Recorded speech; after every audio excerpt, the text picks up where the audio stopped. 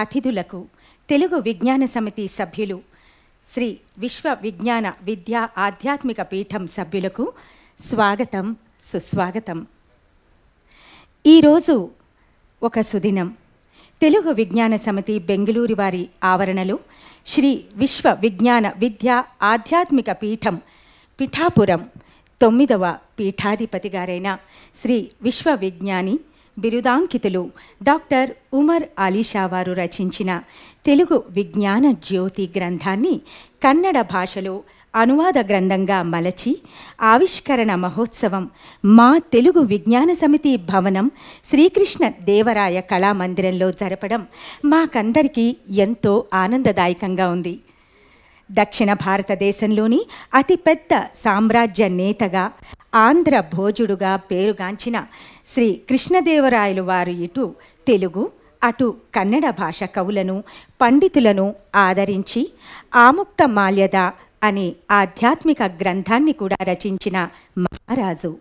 అందుకే ఈ ధనుర్మాసంలో పుణ్యకాలంలో అటువంటి ఒక చక్కటి ఆధ్యాత్మిక గ్రంథం కన్నడలో కూడా తీసుకుని రావడం, ఆ విశిష్ట ఆధ్యాత్మిక తెలుగు కన్నడ భాషలు విజ్ఞాన జ్యోతి గ్రంథ సంగమం ఇక్కడ జరగడం, ఈ వేదికపై తెలుగు కన్నడ సాహితీవేత్తల సమాగమం చెందడం బహుదా హర్షణీయం, అందరికీ ఎంతో ఆనందదాయకం. ఇక ముందుగా సాయి నిషిక శ్రీ చిన్నారిచే స్వాగత నృత్యం.